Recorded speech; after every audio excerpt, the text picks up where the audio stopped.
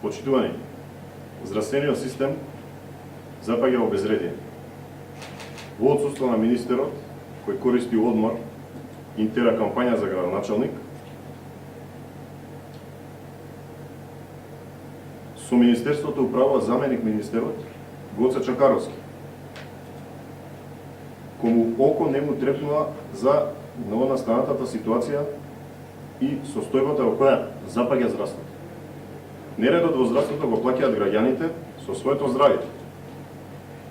Додека СДС се грижи како да ги наполни болниците со директори со криминално минато и лица кои имаат судирни интереси, во Струмичката болница не работи компјутерскиот томограф. Повеќе од 100.000 граѓани од Струмица и околните општини се оставени без оваа неопходна дијагностика. Годишно, овој апарат снима повеќе од 12.000 пациенти, кои сега се приморани да патуваат до Штип и до Велес. Најлошо е тоа што поправката на овој апарат не е ниту на повидок. Пациентите, најмалку уште 3 месеци, нема да можат да ја користат оваа здравствена услуга во Струмичката болница.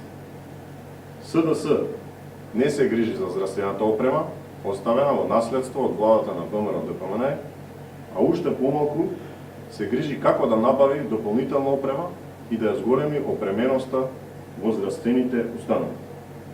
Од палката на СДС, квалитетот на здравствените услуги рапидно паѓа, зачестена е смртноста на новороденчињата, која Министерството сакаше да ја сокрие од јавност.